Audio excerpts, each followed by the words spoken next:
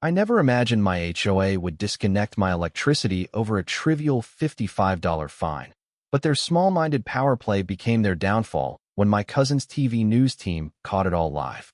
How far would you push back if your homeowners association left you powerless? The sharp clang of my mailbox rang out like a warning shot across my yard. I pulled out another envelope stamped with the Crestwood Pines HOA logo, my gut twisting as I ripped it open right there on the driveway. Notice of violation, $55 fine, immediate payment required. I nearly gagged. $55 for what? My eyes darted to the offense. Grass exceeding height regulations by half an inch. Half an inch? They had to be joking. I'd been pulling double shifts at the hospital all week, barely finding time to sleep, let alone fuss over my lawn. Across the street, Margaret Hensley stood watering her flawless roses, glancing away when I caught her smug smirk. Naturally, Margaret, the unofficial neighborhood enforcer and HOA secretary, had likely measured my grass while I was saving lives. Inside, I tossed the notice onto my mounting stack of bills. Since my husband Greg walked out 6 months ago, money's been tight. My nursing salary covers the essentials, but these random HOA fines were bleeding me dry. My daughter Sophie's asthma meds alone cost a fortune, even with insurance. I dialed the HOA office, ready to contest this nonsense. Crestwood Pines HOA, this is Linda, a clipped voice answered. Hi, I just got a $55 fine for my grass being half an inch too tall. That's absurd, especially with no prior warning. Linda sighed. Per our updated bylaws, warnings aren't required for standard violations. Section 8, Paragraph 4 of the revised agreement you signed. Revised agreement? I didn't sign anything new. I shot back. The board approved changes last month. Notices were emailed to all residents. Later, I dug through my spam folder and found it. A 47-page PDF of new rules sandwiched between diet pill ads and scam emails. Who reads that? That night, as I helped Sophie with her homework, a knock jolted us. It was Henry, my elderly neighbor from down the street, leaning on his cane. Evening, Claire, he said. Just a heads up, Margaret's on a rampage. She fined me $75 last week for leaving my trash can out 4 hours too long. That's insane. How do they keep getting away with this? Henry shook his head. It's gotten worse since that new president, Victor Grayson, took over. Big real estate guy? Word is, he's funneling our fines into that swanky clubhouse redo no one wanted. Can they do that? I asked. Been wondering the same. My nephew's a paralegal. Says some of these rules might not hold up, but fighting an HOA costs a fortune. After Henry left, I tucked Sophie in and stayed up researching. He was right. HOAs often overstep, but challenging them takes resources I didn't have. Still, I refused to pay that fine. I'd confront the board at their next meeting. The following week threw more curveballs. My AC died during a heat wave, costing $400 I scraped together. Then Sophie's asthma flared, needing an emergency inhaler refill. By the meeting, I was drained, stressed, and in no mood for Margaret's attitude. The community center hummed with tension, about 20 neighbors in stiff plastic chairs as Victor, a polished man in a pricey suit, opened the session. Margaret sat beside him, clipboard poised, glaring at anyone who murmured. When they opened the floor, I raised my hand. The chair recognizes Claire Bennett, Victor said smoothly. I stood, voice firm. I want to address the new fine structure. Many of us weren't properly notified, and some fines, like $55 for grass half an inch too tall, are excessive. I'd also like to see financial records showing where this money's going. Silence fell. Victor coughed. Financial records are available by appointment. Great, I said. I'll come by tomorrow. Afterward, neighbors whispered their own HOA nightmares. Lisa got fined for a bird feeder. Carlos had to repaint his door over an unapproved shade, and even Mrs. Dawson, a 30-year resident, was cited for wind chimes. Margaret cornered me as I left. You're stirring trouble, Claire, she hissed. The board doesn't like agitators. I just want transparency, I replied. You should focus on your property instead of questioning us. Those Christmas lights are still up on your back porch, another violation. My jaw clenched. Thanks, Margaret. I'll handle that after I see those records. Next day, I hit the HOA office on my lunch break, only to find a sign. Closed for emergency maintenance. Convenient. That evening, as Sophie and I watered our little garden, I spotted Margaret watching from her curtains. My phone pinged. Another violation notice, $75 for unauthorized garden structures. The stakes were climbing, and this was just the start. By morning, I'd learned how far Margaret and the board would go to protect their pristine facade, and it'd make half an inch of grass look trivial. Red letters screamed from my door. Final notice, taped up for all to see. I yanked it down, heart pounding. Pay $130 in outstanding fines within 48 hours or face escalated consequences per bylaw section 12.3. The amount had doubled, and escalated consequences sounded ominous. I called the HOA, waiting 17 minutes on hold before Victor answered. "Claire, I figured you'd call," he said, oily smooth. "What's this notice? I've been asking for financials, and now I owe $130 with threats. Nothing vague about it. You've racked up violations, lawn height, unpaid fines, garden structures, and yesterday, improper storage of recreational equipment." Recreational equipment? Your daughter's bike was in the yard over 4 hours. Section 9.2. Must be out of sight. She's 7 and learning to ride. Someone's watching my house. We have compliance monitors. It's legal. I inhaled sharply. I want a formal hearing with the board and those financials. Hearing's next Tuesday. Treasurer's been sick. Records aren't ready. I'll address it all at the hearing. I snapped, hanging up. Later, my neighbor Tarek knocked. We'd gotten friendly since his family moved in. "Heard about your situation," he said. "I'm a lawyer. It sounds shady." Hope sparked. "Really? I've researched, but it's overwhelming." He nodded. "HOAs have power, but there are limits. Got copies of those violations." I showed him my file. His frown deepened. "Insufficient notice, arbitrary enforcement, maybe excessive fines. This monitoring's borderline harassment. What can I do? I can't afford a legal fight. I'll prep you for the hearing. Document everything, daily photos, interactions, communications." That night, I slept easier with an ally. But Friday morning, after dropping Sophie at school, I found Margaret in my yard, snapping photos with a pro camera. "What are you doing?" I demanded, still in my robe. She smirked. "Documenting violations. I'm within my rights as monitor. Not on my property without permission. The easement's 15 feet from the street. I'm legal." As we argued, Sophie peeked out, confused. "Mommy, why's she yelling?" Before I could answer, Margaret photographed her. Fury erupted. "You don't shoot my kid without consent."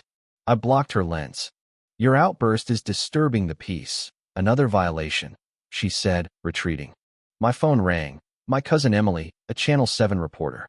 "Hey, Claire, still okay to borrow your tables for tomorrow's event? We're filming nearby." An idea hit. "Actually, there's a bigger story here. Can you stop by?" Margaret's eyes widened as she overheard, hurrying off. I told Emily everything. "HOA overreach isn't new, but this is next level," she said. "Would you go on camera?" I hesitated, wary of escalation. "Let me think. Hearing's Tuesday. Keep me posted. I'll dig into this HOA." That afternoon, 4 new violation emails arrived, pushing my total past $300. I called Tarek, panicked. "They're piling on fines." "Intimidation," he said. "But it bolsters your case." Next day, I returned from work to find a utility truck outside. "We're evaluating your property for compliance. HOA orders," a worker said. I called Victor, voicemail. Tarek was in court. At 7:30 p.m., I got home to a dark house. No power. The utility company confirmed. Crestwood Pines HOA requested disconnection under their oversight clause. Outstanding violations. They can't. Paragraph 37 allows it. Sophie's meds needed refrigeration, and it was 90 degrees Fahrenheit. I texted Emily. "HOA cut my power. Sophie's meds will spoil. Stay calm. I'm coming with the news van. Live in 30. Don't tip them off." As Margaret smirked from her window, my fear hardened into resolve. They'd messed with the wrong mom. I stumbled home, arms full of groceries, phone wedged against my ear. The job interview went well, but I just wanted to cook before my son Ethan got back. "Yes, Mrs. Carter, I can start Monday." "Thank you." I unlocked the door, flipped the light switch. Nothing. Confused, I tried again. Darkness. It was 4:30 p.m., sunlight streaming in, but my fridge was silent, AC off. Something was wrong. The power company rep sounded uneasy. MS. Bennett, your service was cut 2 hours ago. HOA authorization, not non-payment. Persistent violations, per paragraph 37. I sank into a chair. They can do that. It's in your contract. They claim multiple warnings. One fine and a vague notice weren't multiple. Ethan's insulin, type 1 diabetes, needed cold storage. I grabbed a cooler, packed it with melting ice, and stashed his meds. Ethan, stay at Max's a bit longer. Power issue. I told him, hiding my panic. I found paragraph 37 in my HOA contract. Utility disconnection for unpaid fines after appropriate notification. One notice wasn't appropriate. Emily texted, ETA 15, need anything? HOA cut my power over a $55 fine. Ethan's insulin's at risk. Bring ice. What? Coming with ice and my crew. I wavered about cameras, but Margaret's smug peering and Victor's bullying steeled me. Neighbors gathered. Mrs. Larson said Victor once threatened a lien over holiday lights. By the time Emily's van rolled up, 7 neighbors stood with me. Victor arrived in his Mercedes, flanked by board members Diane and Paul. MS. Bennett, we're here for your scheduled inspection, he announced, ignoring the crowd. What inspection? No notice. It was in the newsletter. Emily stepped in, mic ready, camera rolling. I'm Emily Carter, Channel 7 News, live from Crestwood Pines. We're uncovering an HOA cutting power to a single mom's home over a $55 fine. Victor faltered. This is private business. You can't film. Public street. Homeowners invite.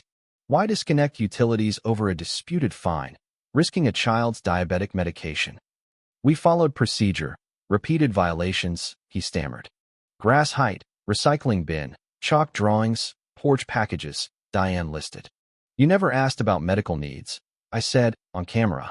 No proper notice, just a fine and a vague threat. Emily pressed Victor. State law requires 7 days' notice explicitly stating disconnection. Where's that? Our counsel. You said we couldn't afford counsel, Mrs. Larson cut in. Margaret stormed up, phone out. She's broken rules for months. Look. Photos flashed. Ethan's chalk, a package, my bin. You photographed my son without consent, I said, Liv. She froze. Neighbors spoke up. Towed cars, fine parties. Paul, flustered, broke ranks. I didn't know. Victor and Diane handle enforcement. Diane slipped away. Emily revealed. HOA fees doubled, but no improvements. Financials. Requested thrice, delayed, I said. Victor lunged. This is over. You're trespassing. Public street, Emily countered. The mayor's office intervened via Emily's earpiece, launching an investigation. Power company rep Laura arrived. Our president saw this. Power's back on. We're reviewing HOA policies. Lights flickered on. Neighbors cheered. Ethan hugged me. Mom, are you famous? No, I just fought bullies. The financials Victor hid would soon unravel his scheme, but for now, we'd won. My phone buzzed nonstop. Victor's TV flop went viral. On the news, Crestwood Pines HOA cuts power over $55 fine. Neighbors brought food, cords, stories. Mrs. Larson shared lasagna. Jason and Lisa launched a petition for a new board, hitting 50%. Victor's car was gone, Margaret's house dark. Ethan asked, are we partying? Fixing our neighborhood, I said. Lisa's husband projected HOA records. Fines spiked with withdrawals. By midnight, 37 households documented abuses. The HOA lawyer emailed threats, then settlement offers. They were rattled. Emily sent a bombshell, a 5-year-old article on Victor's past HOA fraud. Next morning, bank records slipped under my door showed a Cayman account in his brother-in-law's name. Someone else had been waiting to expose him. At the PAC Community Center, Judge Harmon moderated. Victor was on leave. We elected 5 new board members. Lisa, Jason, Mrs. Larson, Mr. Chun, Judge Harmon, vowing fairness. I spoke. 6 days ago, I worried about Ethan's meds in a dark kitchen. Today, we've lit up real power, together. Evidence piled up. Fines, utility clauses, Victor's account. Resolutions passed. Fines reviewed. Disconnection banned. Audit ordered. Sandra's for sale sign went up. Neighbors gardened together. The prosecutor called. Victor was in custody. 6 weeks later, I cut the ribbon on our community garden, Judge Harmon praising leadership by example. That night, a block party bloomed. No more fear, just connection. Emily said, "Your story's national. Communities want to know how." "It was us," I replied, watching Ethan play, remembering what neighbors should be. True power wasn't rules. It was us, together, in the light.